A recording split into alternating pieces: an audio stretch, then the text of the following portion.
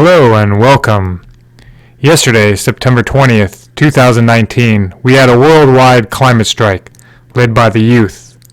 For this podcast, I bring you some voices from two of the rallies in Oregon, Salem and Silverton.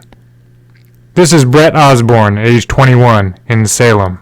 The planet is in a state of great existential peril because we can't stop extracting resources to provide cheap goods for people, and that system is unsustainable and it needs to stop, or else the sixth extinction event that we've now entered may very well include humans sometime, maybe less than the next 100 years.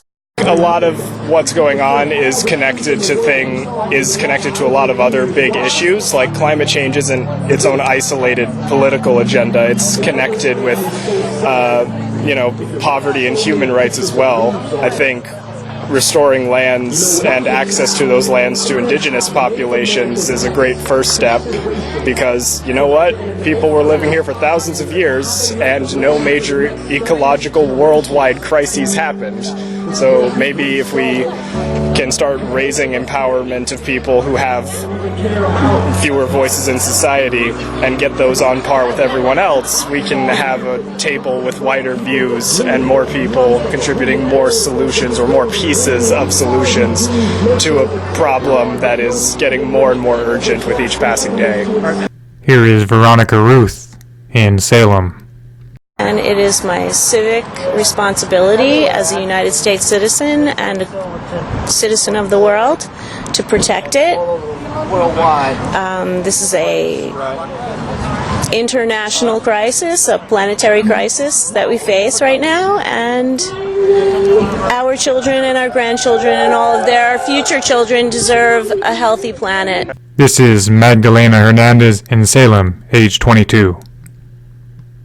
Change to happen from our legislators and our politicians, and really get them to notice that it's a problem and that they're at the root of it, and to really get them to make a change that everyone's demanding.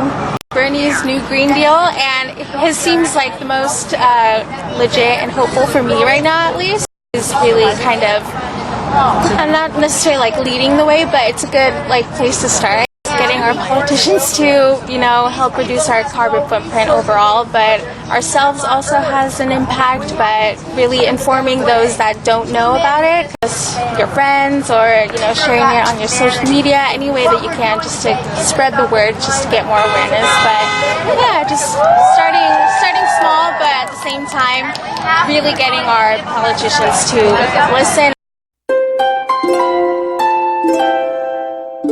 This is Paul Piercy in Silverton. Just like to encourage everybody, instead of just talking about doing something about global warming, to actually step up and do something. And everybody do it all at once and do it as hard as you can, and let's make a difference. Lastly, this is Elise Hughes in Silverton, an organizer for Sustainable Silverton.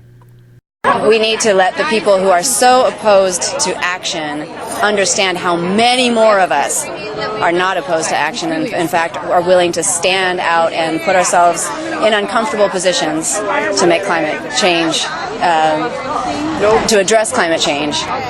If we will be bold in this moment, then we have a chance. If we're timid, not only is it not going to be enough to get the job done, but it's not even going to be enough to have a groundswell. This is our moment that we have to make our decisions based on the science and not on what's politically feasible.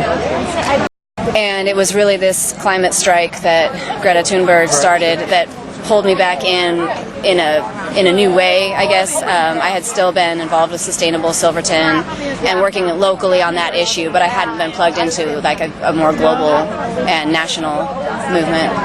So, I think right now what we've seen is that we really have reached the point that our kids need to tell us what to do. We need to let our kids tell us what to do. We cannot think that the places to look for wisdom depends on the date on your birth certificate. Yeah. Wisdom is coming from the very young now. The International Law Education Group is dedicated to the democratization of education in the areas of international organizations and international law.